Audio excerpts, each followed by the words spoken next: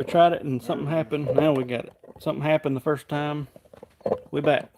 We got a treat for y'all tonight. We are going to restring. We got a little bit behind today, so it's a little later than normal.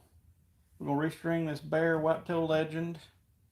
Should be a pretty easy deal. Solo cam, got a biscuit. We're putting him a new peep in. He changed his draw length, so TJ's going to cut the arrows down and pull the inserts out and show y'all how to do that, because I know y'all, a lot of people's asked about it. Yeah, we got some folks. I don't know what happened. We tried to go live a minute ago and something locked up on us, so hopefully this one works. Yeah, mine's being slow. What up, Muddy? But we're going to restring this joker. Try to kill two birds with one stone. Pop that slide off. Pop that off. And you can just pull all that stuff out of the way. She's unstrung. We got a Bear Whitetail Legend. Cool OD green color. I don't know where he bought this at, but the string looked kind of rough on it. And this is a new bow, so I don't know what happened. But we're putting him a new one on it. Cutting some arrows down, which will be interesting to watch for y'all, because TJ's got to pull the insert out with a little bit of heat. And like I said before, I know we get questions about once a month of how to do that. So tonight will be the night. Yep. Put new strings, get it set up, fire it through the paper, and we'll be good to go. What up, Samuel, Brad, Matt, Dean? Everybody's jumping on. Yeah. I'm gonna take y'all over here, and TJ's gonna start pulling inserts out. I'm just gonna put the strings on, and then I'll come get the phone back when I get to the vise in a second. So let me see if I can get through our mess here. What up, James? I'm gonna grab my arrows off of here. If he blows the shop up with a torch, y'all will have first-hand experience. We're gonna try not to do that. Alright, so here he is. I'm gonna go through the string on him. I got you nice and zoomed in.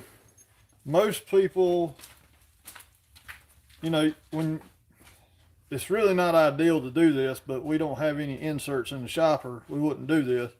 I don't like to put the field tip against my insert right here. Note of caution. Sometimes this works, sometimes it don't. Since we are cutting it down, I think he went from like a 29.5 to a 27-inch draw. So, I'm going to cut a good bit off. So if I happen to crack this air right here, the air is still going to be good because it's up here. Got me a jug of water. Let me get the torch going.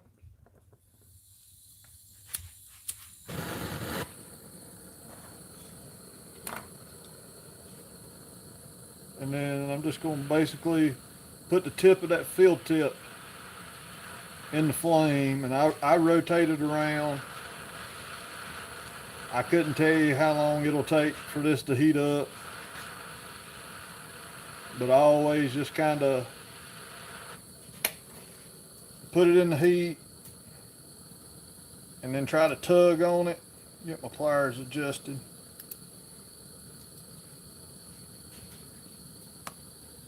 Need a little bit more. I'm sorry if y'all are commenting. I'm watching this tip and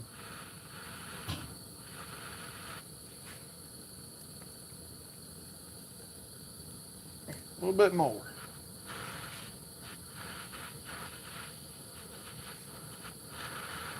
Like I said, the good thing about doing this with these particular airs is, like I said, we're going to cut them a good bit off of them. So if I do crack one, there we go. And I got me a dish of water. I wish you could see this on the camera, but it pulled a little bit of the carbon up. So this one didn't unwind. I've seen them unwind, but we're at least good to go on that one. Get me another old field tip and put in here. I would recommend not using a good field tip. I went through our miscellaneous drawer.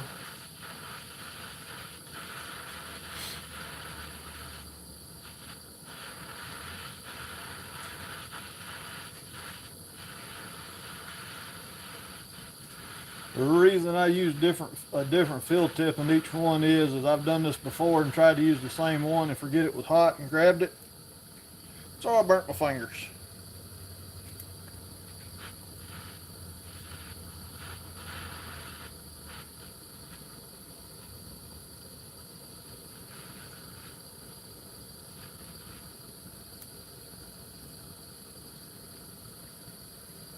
A bit more.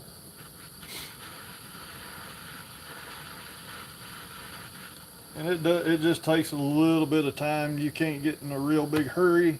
I got a little hot on that carbon, but this one did not crack.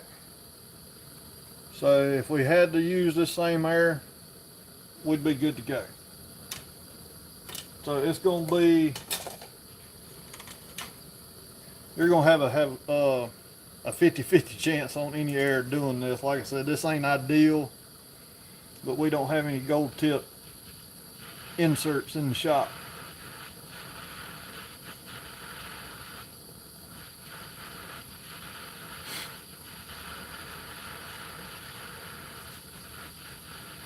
And like I said, I apologize that I'm not looking at the comments and answering.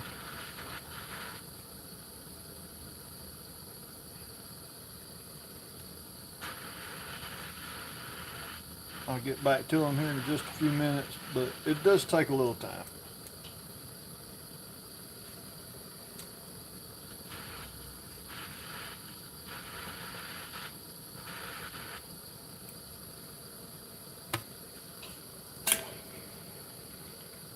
And then I just got me a bowl of water over here that I'm dumping those inserts and old field tips in.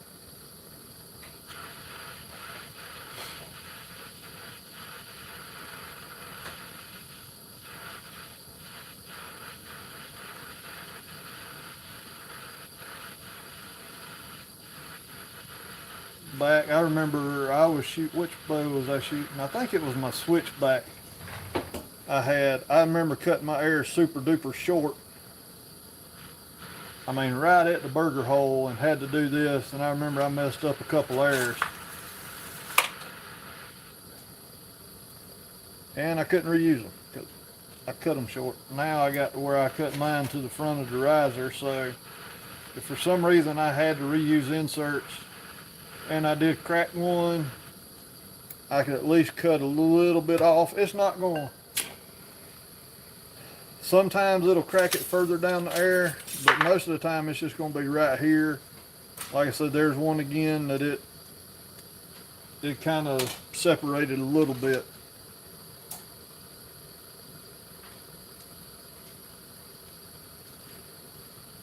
And we need to get this fella a new knock, because I just felt the knock and it is cracked.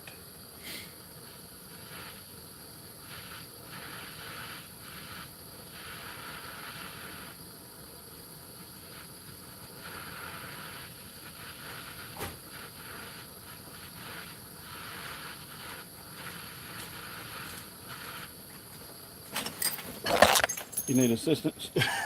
Not yet.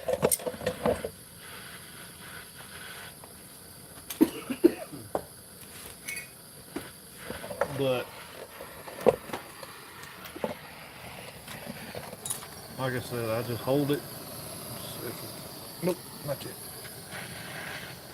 I just kind of spin the air in my hand, trying to heat her up. There's really no.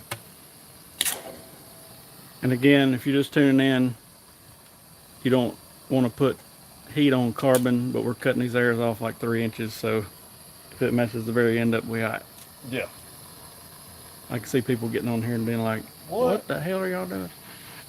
No, this, like I said, I wish we could get a close-up of them, but you know, if you've ever done this before and you got it too hot and it's unraveled, unless you're cutting them down a good bit, you might as well just trash it. Yeah. And it's like a 50-50 chance. Yeah, if you're trying to like save the arrow and you're not cutting it or anything, it's a I mean, you want to get it hot enough to ease it out, but there's a very fine line of hot enough and you're going to rip the guts of the carbon out. And I mean, it all, and I'm sure that people use different types of glue. Yeah. So see, that one is just not. Yeah. You can see a thread or two coming out there. Yeah, but if you had to, you could take the tiniest bit off of that and you'd still be good. Yeah.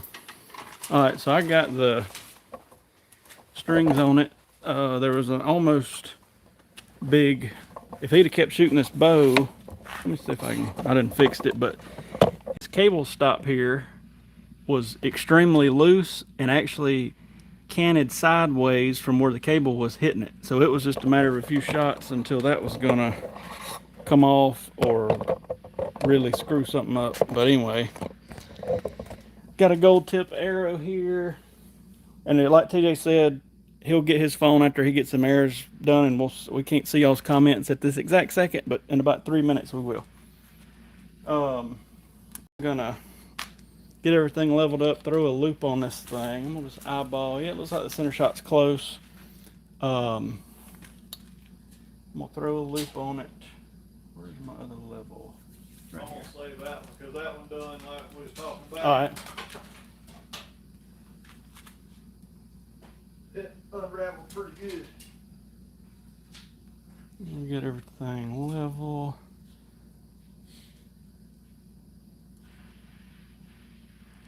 Bingo. Okay. I'm gonna tie I'm gonna go ahead and just take this off. I'm gonna tie my little inner knot points.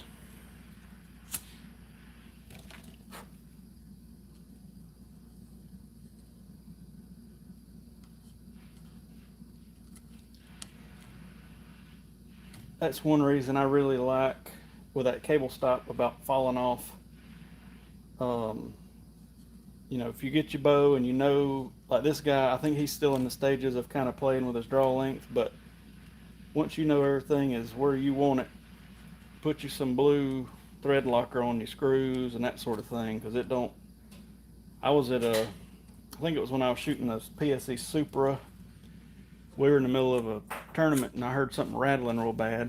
Luckily I caught it before anything bad happened, but my module had come loose. TJ's got a arrow here. He's gonna show you that kind of gutted like he was talking. This one is probably the worst. I've seen them worse than that, but Pull on that, you can really see it. yeah. So if you did this, you might as well, you know, trash that air unless you got a kid or a wife and you can cut it down. Yeah. Let's see here. But I got it on that particular bow. I got it tightened back up before something real bad happened. But if, you know, a lot of times, you know, average Joe will have something like it happen and not realize what's happening, and something real bad will happen. It'll cut his string, or he'll, according to what bow it is, he'll get it locked at full draw or something like that, and it's a mess. Let that dry. Put my little inner knock tie, put a little dot of super glue, hit it with some accelerator just to make it dry quick. And then we'll take his old string, set his peep height, check our idler lean, and shoot it through the paper. It's been kind of a weird March and April. We got kind of backed up, and we are doing our best to catch back up, but it's been sort of wild here the last 2 weeks or so.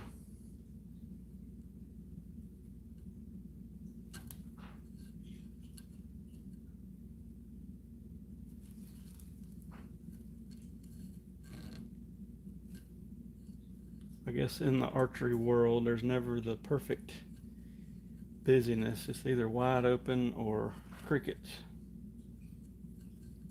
And it seems like wide open is the theme lately.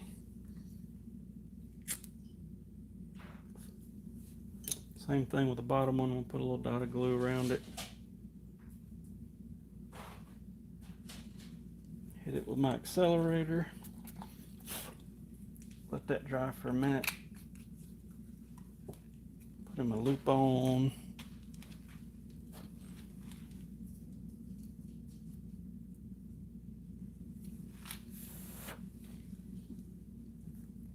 What I use is this. I use this for inserts and for my little knot ties. This, and then at Hobby Lobby you can get this stuff. And I swear, I used to use the Goat Tough glue and accelerator. It smells just like it. It's the same stuff, and it's like a third or a quarter of the cost of the Goat Tough. And I always loved Goat Tough, but I swear this is the same stuff. And honestly, the glue too. The glue's of the same thickness and the same viscosity as the Goat Tough. So, just trying to save a few dollars. Cut that loop. I'm gonna burn my loop.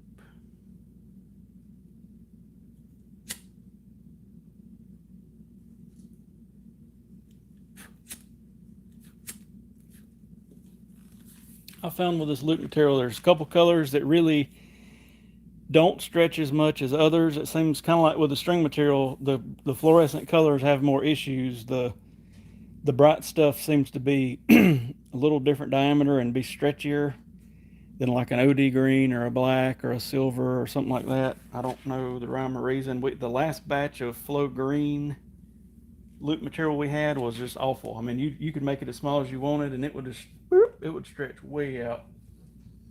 Like, I mean, it was almost like something was wrong with it. All right. Yeah, buddy, they're O&P levels. Yeah, O&P. Honestly, I just recently started using them. I found with this one on the string, you really need to put it on a serving, because sometimes a string with a twist will get it just a little bit cattywampus. And then I didn't know if I'd like them at first, but they're so simple. And here's one. I've broke so many of these little gadgets, and sometimes I got strings, or sometimes these, now they're cheap. You can get these cheap, but sometimes you got to flip them and check them because they won't even be level from the factory. So that's kind of sketchy. But these so far, I've probably been using them 6 months or something like that. I'm going to have to order some more because so far I like them. No complaints. I'm going to set my peep height.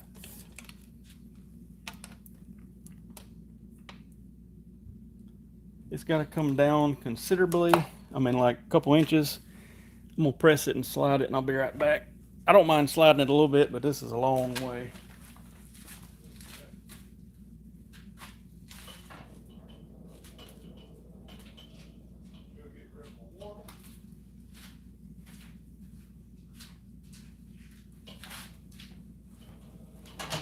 I'll try not to hit the camera as I walk behind it. All right, I'm back.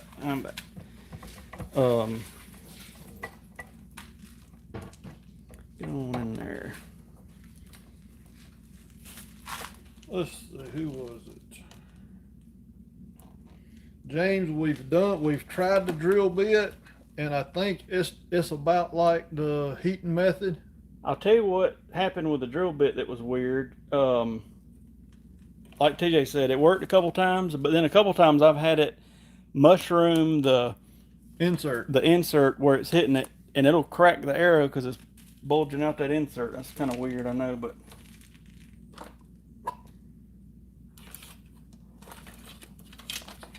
Brad, I had to trim the beard up a little bit. Man done a manscape. But it will be back before too long. Go ahead and tie in this peep.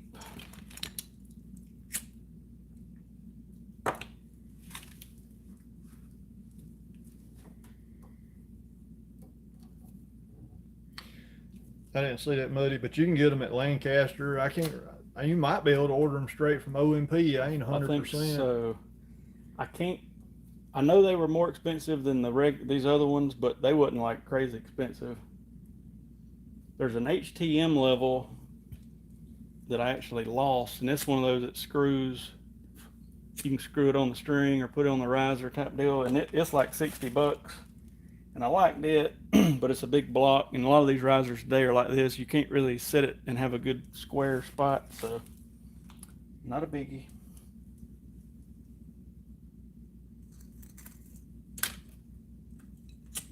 Devin says his bow should be there tomorrow. The PSE shoot down.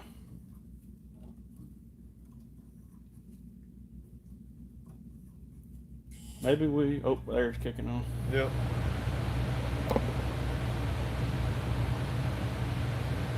I was telling them the cable stop on this thing was like hanging on by half a thread and angled. It wasn't going to be long, and there was going to be a major problem. Yeah.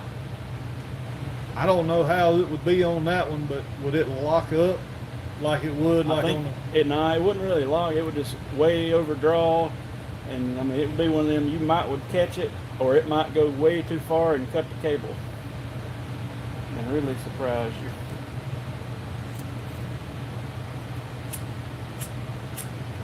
Ken says that he's been using the constrictor knot for his knock sets. He said you better have it where you want it when you for the final cinch. Yep.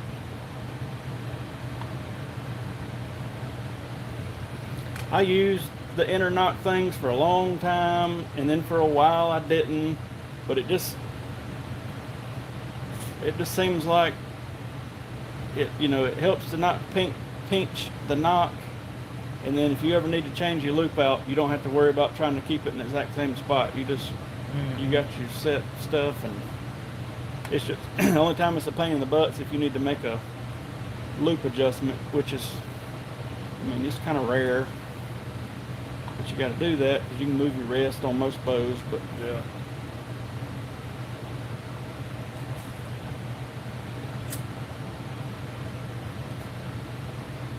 back to the summertime where we got to worry about the air blowing our flame here. Yeah. Fix that in a minute.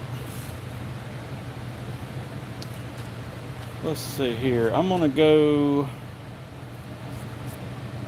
here. I'm just gonna throw it on the well. I'll take them with me. It'll be easier. I'm gonna set the camera over here. I'm gonna check the idler lean.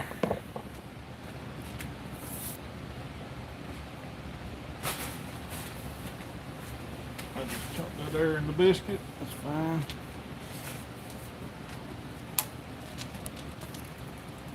I think there's a silver Sharpie in that second drawer down on the left, that small one. If y'all can't hardly hear us, it'll get quieter in a minute. The air kicked on and it's blowing over here.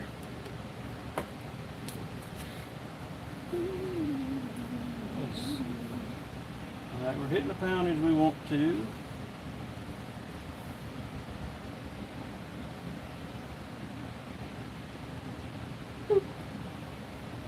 So I'm going to take my spot hog laser, I'm going to lay it on each side of the top idler, and then I can twist my yoke and get it straight, get my idler straight.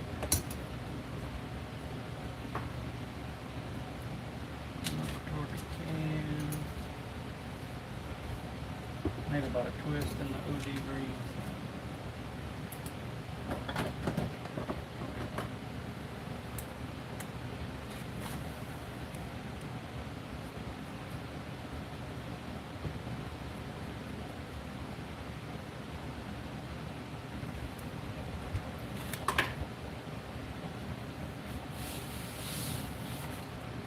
So,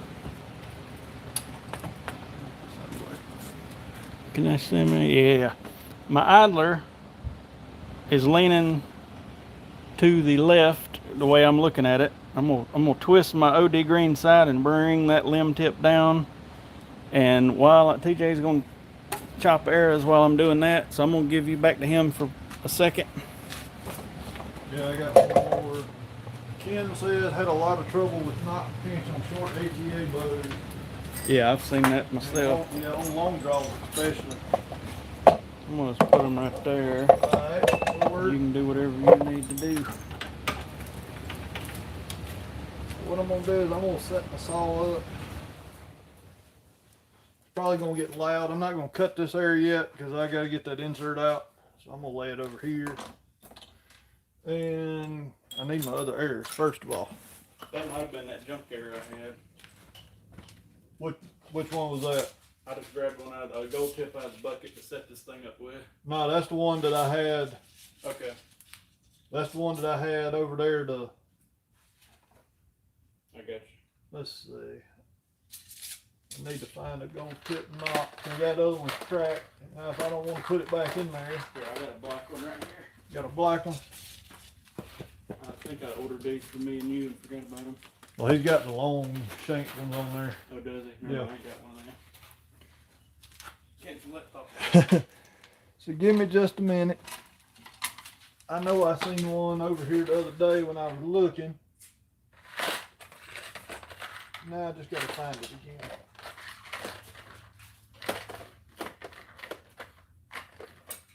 See if that might work just to get me through. Oh yeah.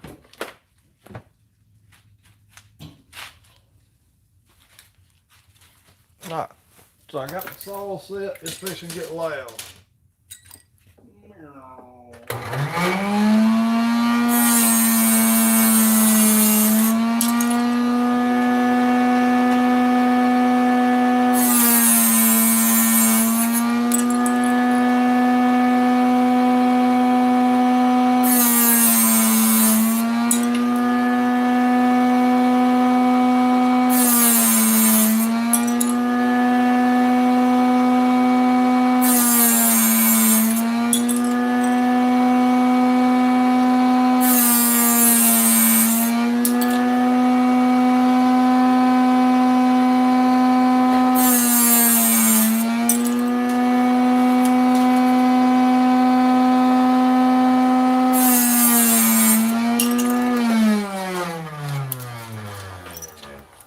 That is that.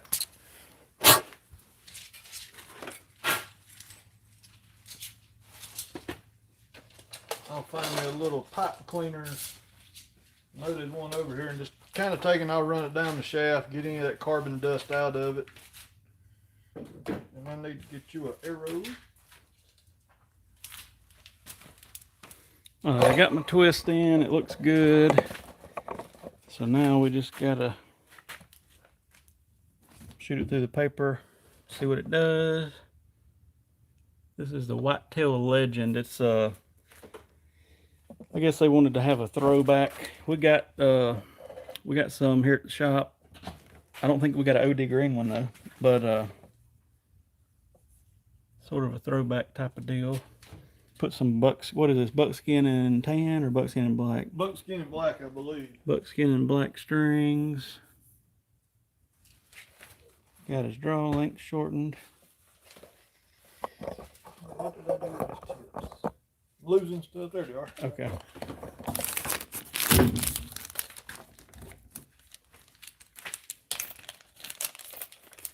They call this a Legend series bow, which is supposedly the box stores can't get them. It's got to be like a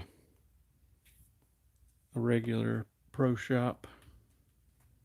It's a good feeling bow. I mean, it ain't a $1,200 bow. What do they sell for? $5 even. $5 even. There you go. Thank you, sir. I'll come back and get it. All right, I'm gonna lay it on the table.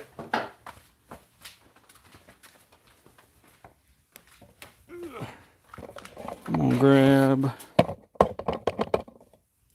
that arrow from TJ, and I'll go shoot through the paper and see where we at. These bows are pretty easy to tune on, so it should be at least in the ballpark. Be right back. Oh, that hurt.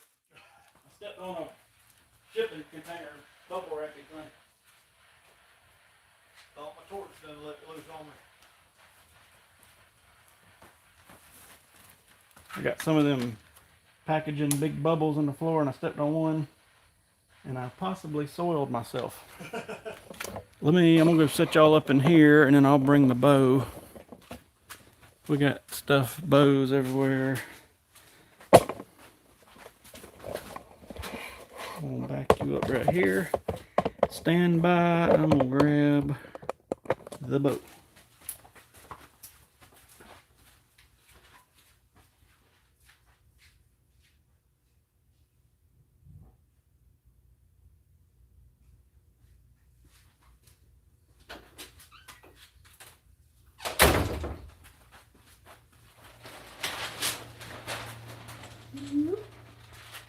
All right, So this 27.5-inch draw, 62 pounds. We're shooting a gold tip Hunter XT 340.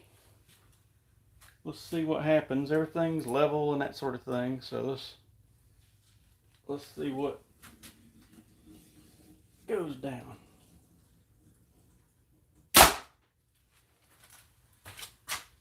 Not too bad. One more shot. I'll check the speed too. I didn't weigh this arrow, but y'all got a general idea of what arrow it is. One more time. Oh yeah. We got, that was that shot. I'm pretty happy with those. Then we'll chronograph it.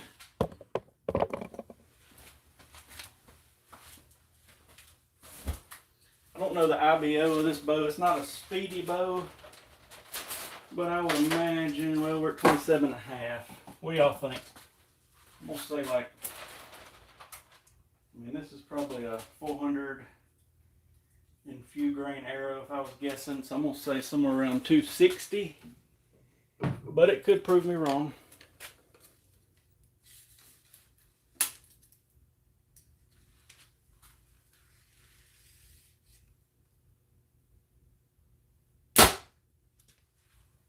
$255. I was at least in the ballpark. I want to say, and I don't have the spec sheet in front of me, and these bows hadn't been out that long, but I want to say it's like a 315-ish IBO, but don't quote me on that. So we got 255, and it's ready for him to come tinker with. I'll move all this out of the way. Get our arrow.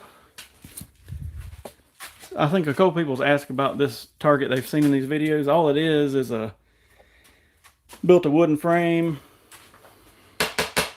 put plywood around it, and then cut the buttons and zippers off of old clothes and sheets and all that, and just put them in there. Probably a third full, jumped up and down on them, put them in there, jumped them down on them. And honestly, I built this thing in 2013, if I'm not mistaken. And all we've done is put one extra thing of carpet on it, and it's held. I mean, it'll get, because it kind of gets shot in that same spot, it'll get ate up a little bit in the middle, but it's worked pretty good. And our 100-yard target is this exact same thing, but I put a roof over it and that sort of thing, so it works good too. You just gotta occasionally put new carpet on it. And out there it kind of sucks because bees and stuff want to mess with it, but I guess that's to be expected. Alright, let me get this down. Just make sure TJ hadn't burnt anything down. I guess he's not heating anything up, is he? I was just saying how good a job you're doing. Heck of a job.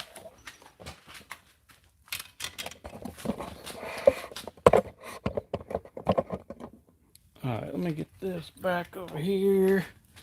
Whoop. What do y'all think about, let me get this in here. I've got this brand new Prime Nexus 6 that's been sitting here for months and I hadn't touched yet. And I got me a almost matching stand, so I'm feeling extra special. I just got to get my strings on this bow, and they are over here. I consulted TJ on my color options, and they're not twisted yet, but it's a white with like a gray, silver, whatever pinstripe, and I'm gonna put a gunmetal serving on them, so I think that'll be cool. Here's the remnants of TJ's laying out. Once it gets to like 3 foot high, we throw it away. Had a guy's Ultra View come in today. Devin's got one. He's got a video on it. I think he's on here. Palmetto Outdoor Experience. Oh Lord. TJ. just the front. TJ got jealous. He had to have one that matched his bow. Yeah, just the front. Everything else is plywood on the 3 sides, and then the top is just open. And I just get up in there and jump in it, or I jumped in it when I first made it. I honestly hadn't touched it other than putting this one piece of carpet on there. We hadn't done anything to it since, and it's took a good many arrows. I try to remember to like move the paper tuner or chronograph over, because it's just this one spot that'll get shot up, but it's okay.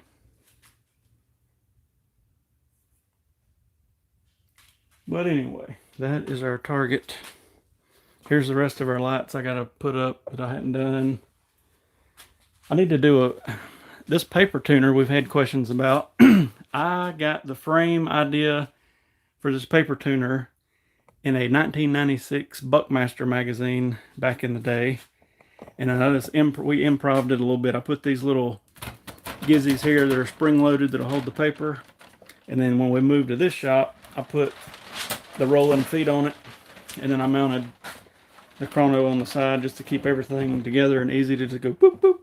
So, pretty cool, but it'd be simple to build a paper tuner, and I have priced them. You can get the same, the shop we used to work at ordered one, and I swear it was the same PVC, maybe even smaller, and it was like $100 and something bucks, and I was like, you gotta be kidding me. This is like $20 in an hour or less, and we could build one. But anyway, you know how people are. Check this relic out.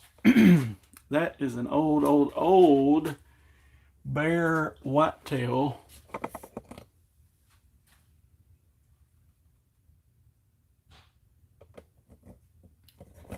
There was one guy, look at your logic, and I sold the Matthews. I got to put the money, I'll text you. I think y'all said to Venmo you, so I'm gonna dump the money in my account and then I can Venmo you. But the Matthews sold. The logic, I don't think it'll take too much longer. Everybody's getting that tax money.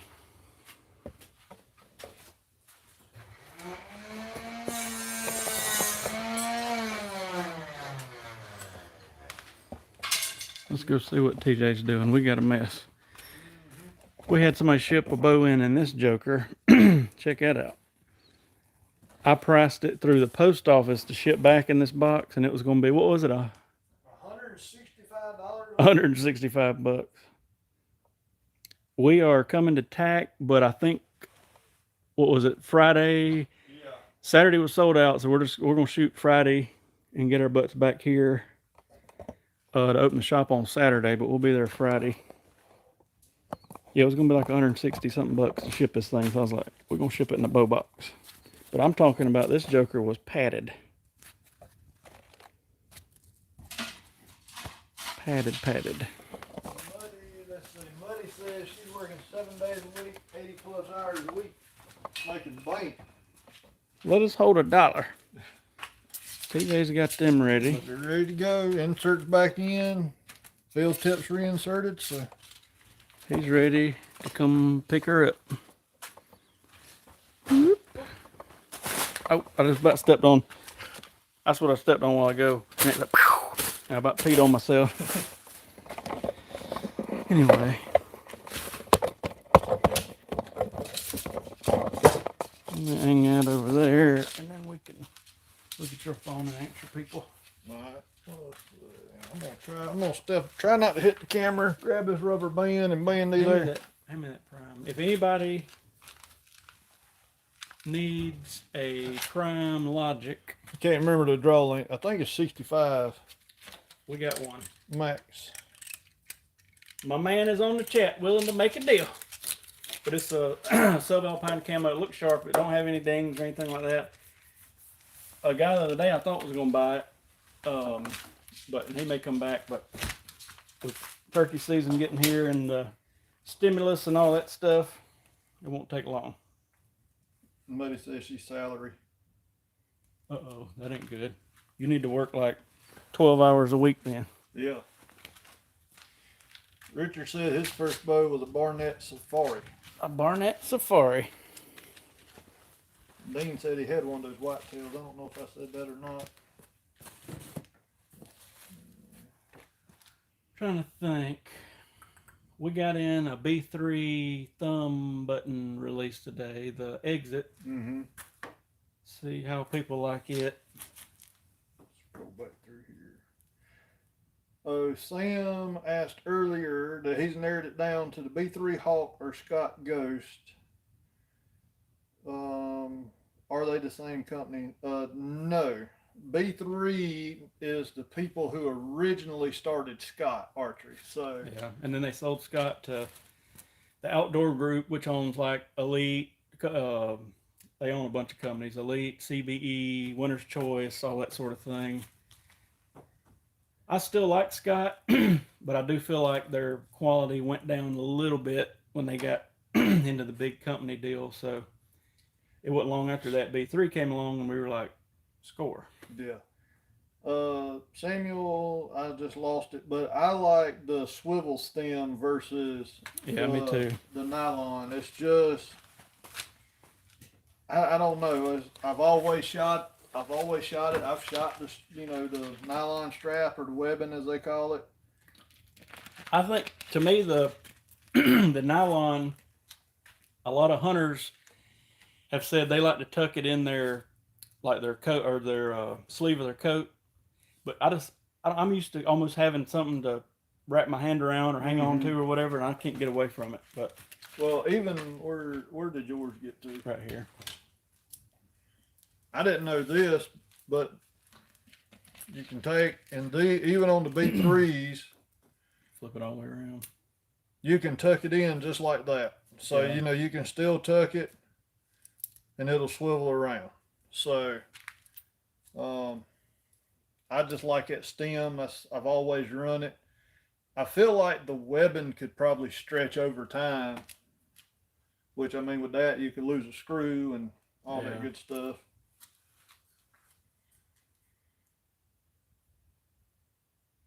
He didn't have a quiver with that boat. I didn't. No, he didn't bring a quiver.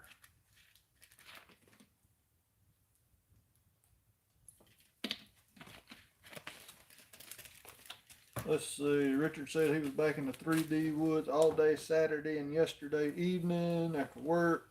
Kuma shooting lights out. Everything's awesome. We did a great job. Good. Mm-hmm. You see, I ordered some of that fleece tape or whatever. Yeah. I seen that. Let's see. Daniel Schultz.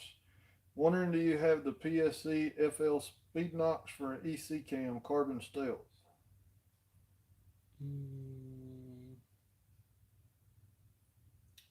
The what Speed Knox? FL. Oh, Speed Mods. Oh, Speed Mods. We don't. Oh, sorry. I misread it. We sure don't.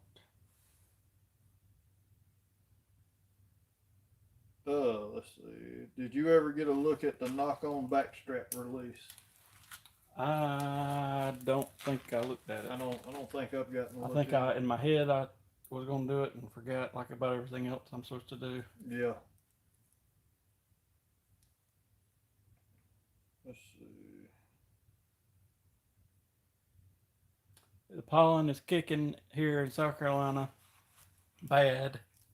So it got hot again. We're back in the 80s, but it's weird because it's like 40s and 50s at night. But I guess summers are coming. Wants to get the hinge, but is butt hurt about paying for the UV3 2 months ago and still ain't got it.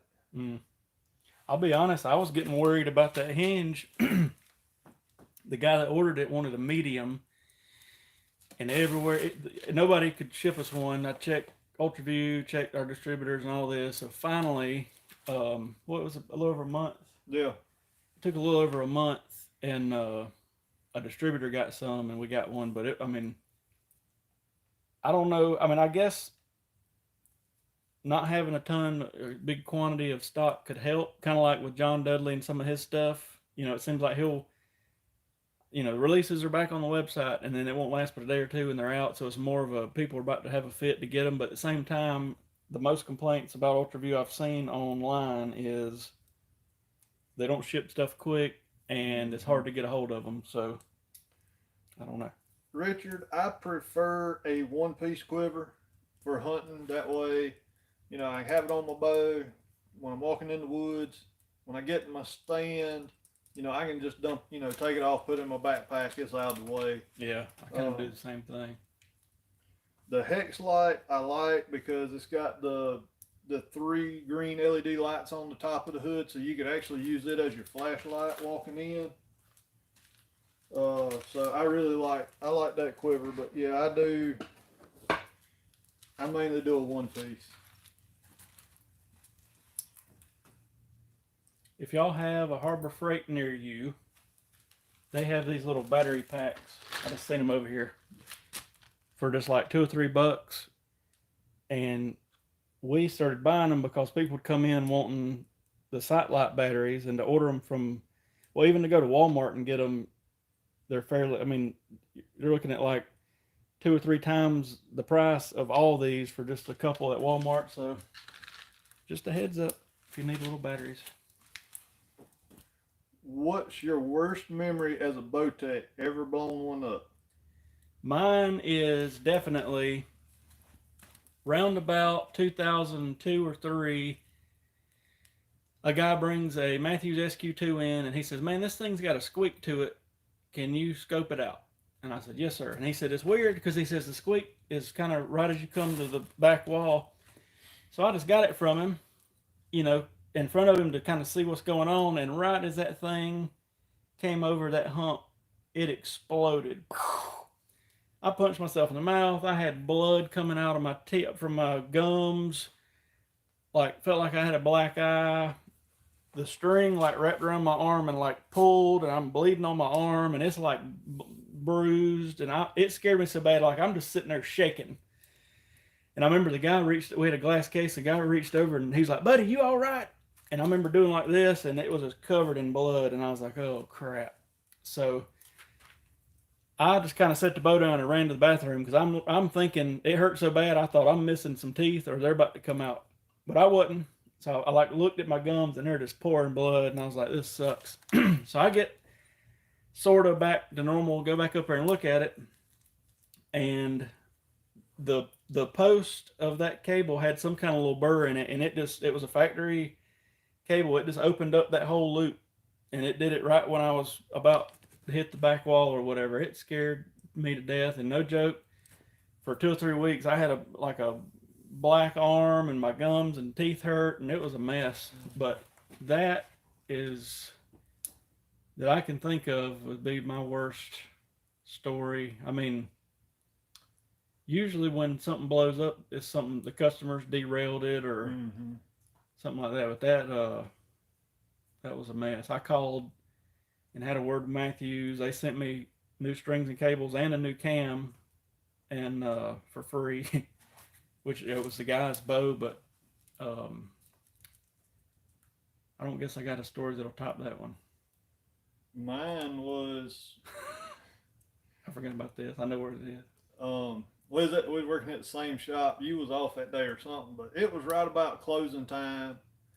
Guy come in. I think it was the Switchback XT, so that'd been what, 06? Yeah, somewhere in there.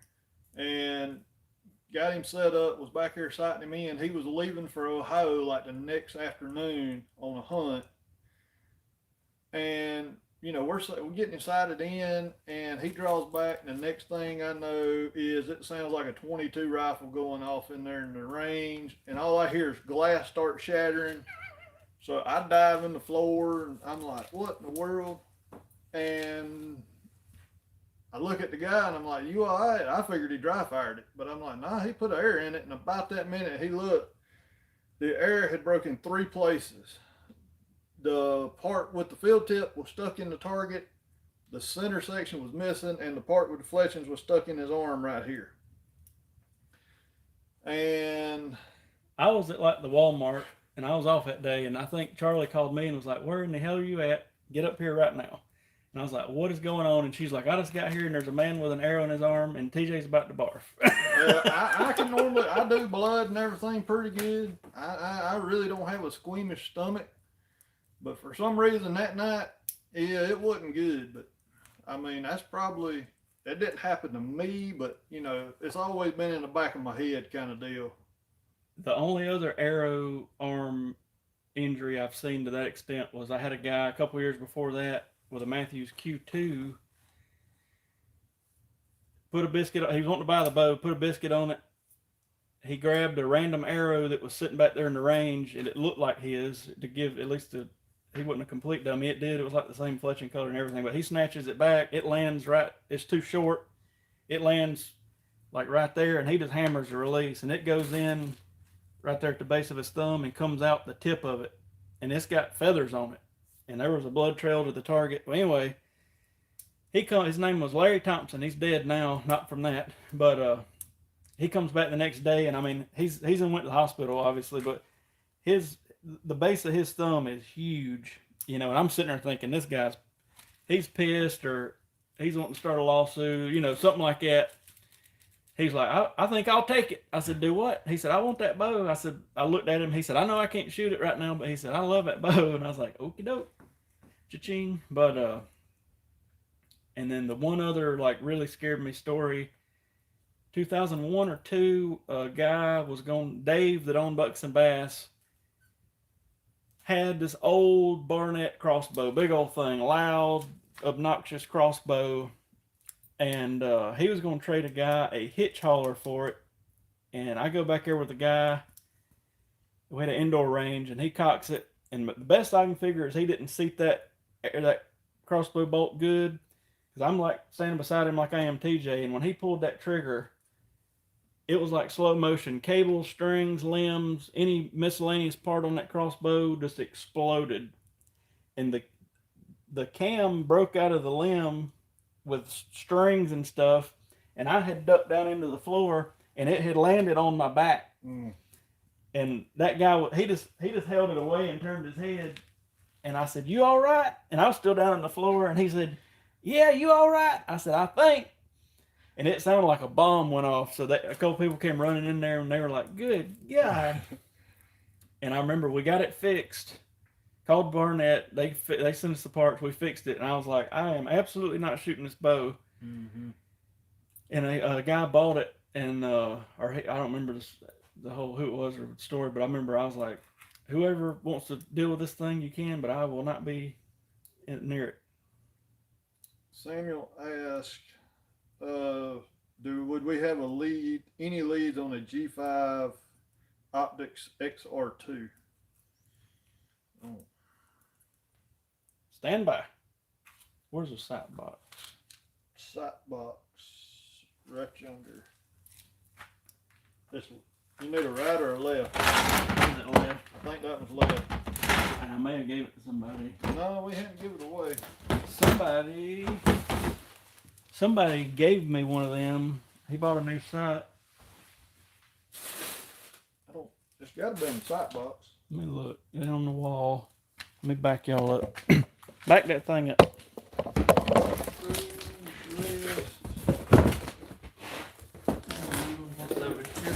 Over here. I got all these boxes in the way. Let's see. Yeah, the Conquest Quivers. That's the one I'm actually running right now. The Talon. I absolutely love it. It comes with. Well, it don't come with it anymore, but you can actually buy. They make a mount. It's an extra quiver mount, but it's got a strap on it that you can hook around the tree, and stick your quiver on it. I really like that. That way I don't have to. I might have gave that thing away. I don't know. I don't remember. It wasn't in the sight box. No, they ain't under the front counter. But somebody gave me one of them G5 sights, but I think it was a lefty. It was. And it sit around here forever, but I ain't. Like I say, I probably gave it to somebody. I could have swore we still had it for some reason or another.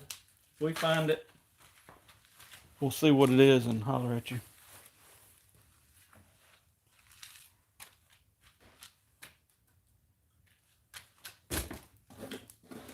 There's no telling. But yeah, those are some interesting stories. Says he's looking for a left and a right. Okay. We'll do a little more digging. I can't remember. I feel like I might have gave it to Brookie. I think that's who we got it from. I was thinking he put it on one of them when he had the 2 or 3 bows. He put it on one of them, but I could be wrong. If we find it, I'll shoot you a message. Let's see. Richard said I had a bust cable break on his Bow Madness Epics at full draw. Said the limbs went further than the air. Bent his release and blew the hydro dipping off the riser. That's where I wish people come in here with strings hanging by 2 or 3 strands and all, and they're just kind of laughing it off. Mm-hmm. And I want to be like, you get your ass whooped by a bow a couple times, you'll respect it. You know what I mean? Like, that's like a couple summers ago. A guy, this is no lie, his string was holding on by like 4 strands, and it was right there at the peak. And he wanted us to check the poundage, and I told him, I said, you need a string on here. I need it for deer season. I'm like, if it don't shoot 2 times, we hear that every year. I don't know how many times. If it don't only shoot 2 or 3 times, that's plenty enough. It's like, okay. But this guy, I mean, he said he was shooting it daily, and I'm like, dude, this is a time bomb waiting to happen. And he wouldn't. I was like, he's like, well, can you check the poundage and check the timing on it? I said, nope. I said, I'm not putting it on the draw board. This thing could blow at any minute, and it ain't gonna be on me.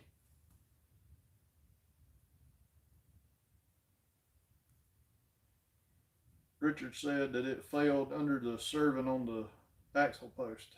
Mm-hmm. We don't see that many like burrs on stuff anymore, but you'll get the occasional burr and you'll see something fraying on the cam or something with that effect. Mostly what we see now is some jackleg snatches it back with his hand, especially these high let off short bows, and when they go to let it down, it twists and jumps off. Mm-hmm. We see a lot of that.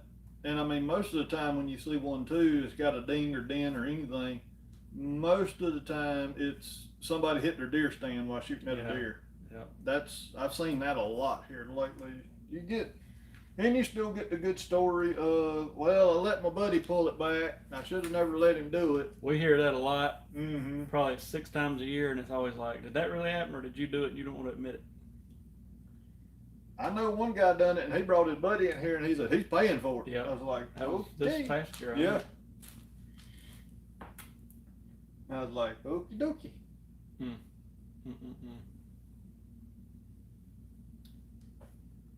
Anyway, at least we got this beast restrung.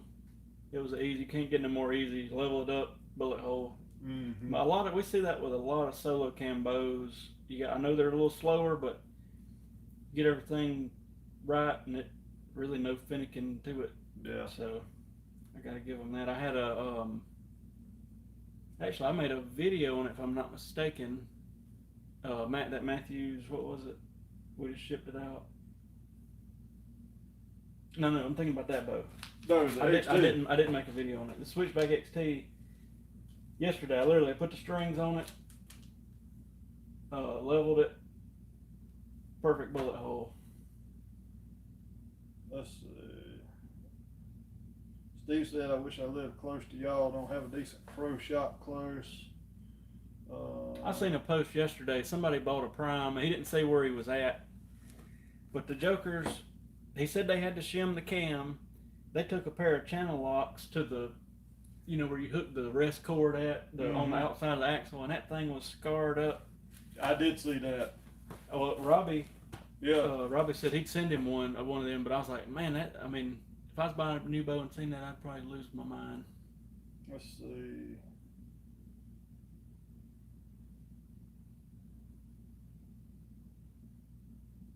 Jack Straight said his is at the shop right now. Hate to admit, but he's the one that dry fired it. Let's see. Did we see the new Carter's new release? I don't think I have. I hadn't. I'll scope it out. I've shot Carter releases before. I really like them. I really like Forrest Carter, who's the guy over Carter. Super nice fella. Talk to him when we go to the shows. Can't complain about Carter at all.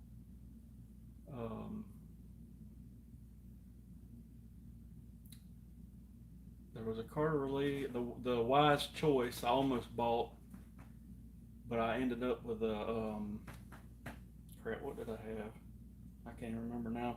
The one I had though, it was just built a tiny bit too small, and it kind of hurt. It was like I had my hand scrunched up, and my knuckles would hurt. Was it the Too Simple or the Simple or something? Simple one. That's what it was. That's what I was shooting last time I had a Carter. Devin said Carter called him. They're fixing to knock to it. Muddy Duck said the electric. I guess she sees that electric blue D loop. How stretchy is it? It's not as bad as the Flow Green we had or the Flow Orange, but it's not as stout as like black or OD Green or white. White.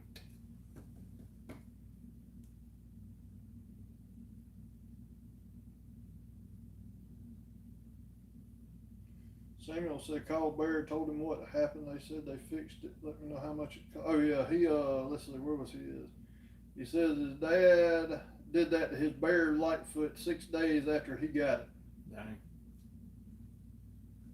It's crazy. If you've ever been around a bow that's been dry fired, it is crazy how loud it is. I mean, it's like a 22 going off in front of you. Yeah.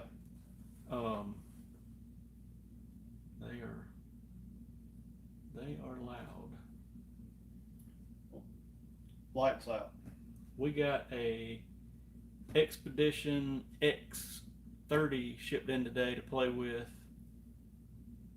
some strings. We're not an Expedition dealer, but I may you don't hear a ton about Expedition, so I may maybe do some kind of little video on it here in the next week or 3. Rancher Sean says he's getting he's having clearance issues with the Vapor Trail Pro V on his Diamond SB1.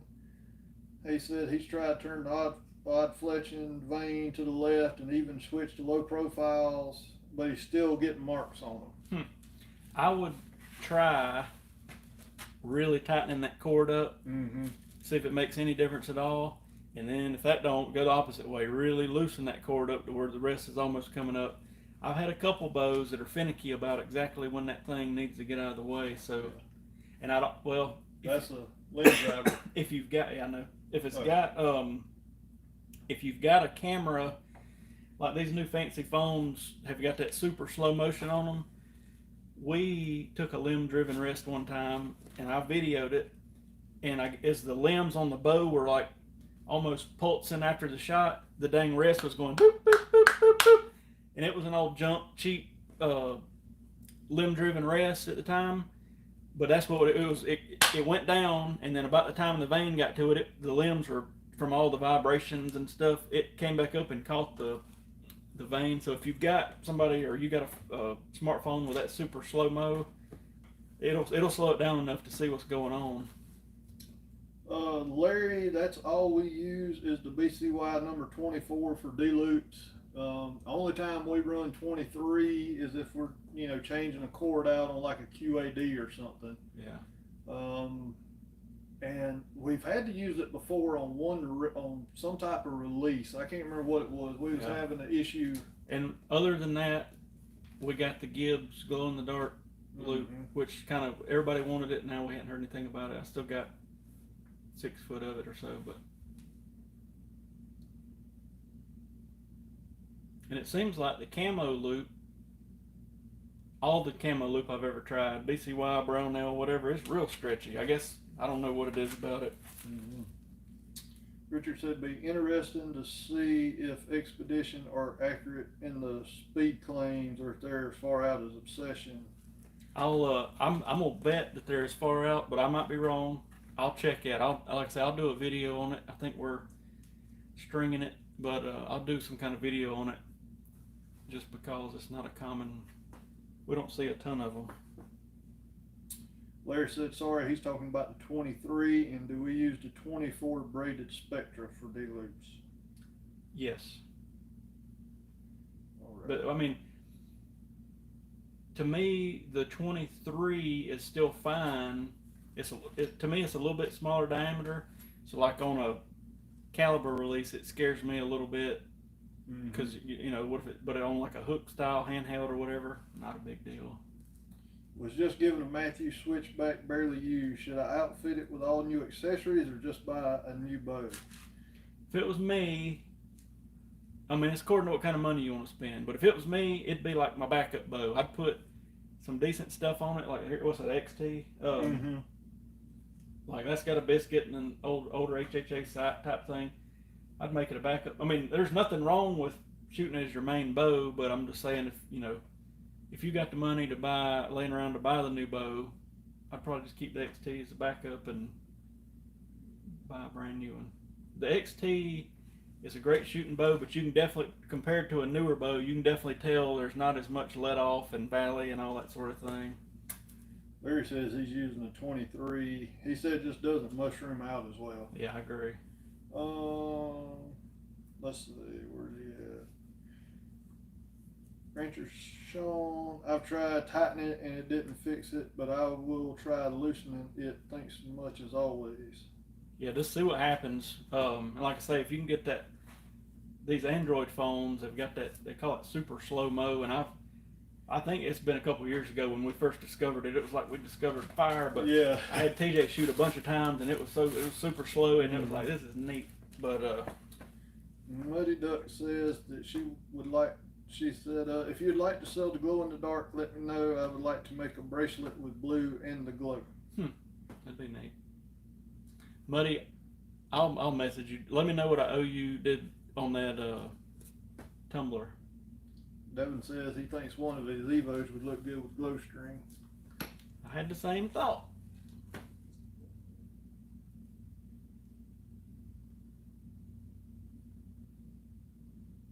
We got a Elite Encore that we're putting flow orange strings with electric blue serving. I'm getting custom matching limb decals, custom wraps to match the decals. I'll probably maybe just get it all and then do a video, because it's going to be like custom, and it's fun sometimes building those.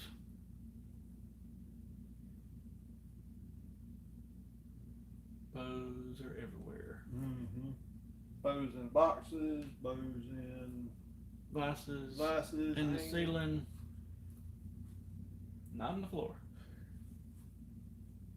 We got to shop a local guy, and he don't have like bow hangers, I guess, and his back room, he just piles them on top of each other on the floor, and people come in there all the time mad. He'll open that door, I guess, to get their bow, and there's just like bows piled on top of bows.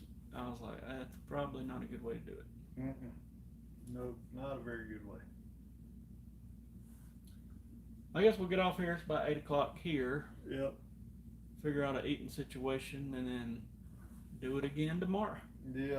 At least it ain't supposed to rain. I think it's saying Saturday, so. Yeah, it was originally going to rain tomorrow. Now they're saying tomorrow evening.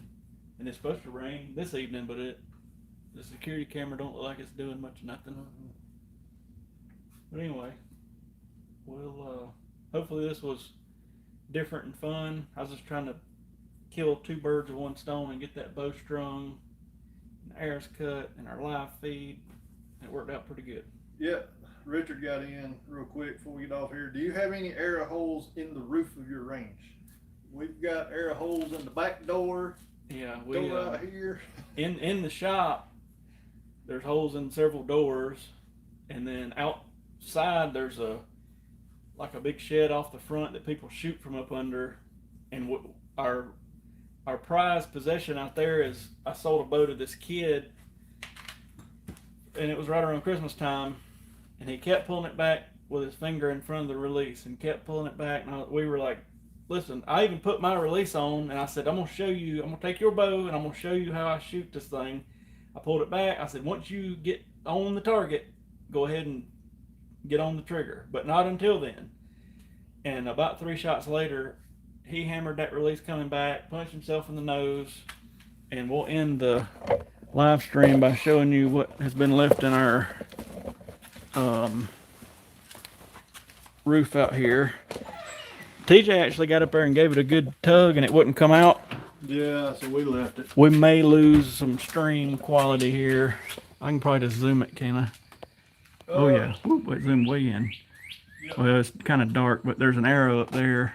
Right right above where I'm pointing. But And we anyway, can't get her out. she's up there. Y'all have a good night. Yep. We'll talk to y'all very soon. See y'all.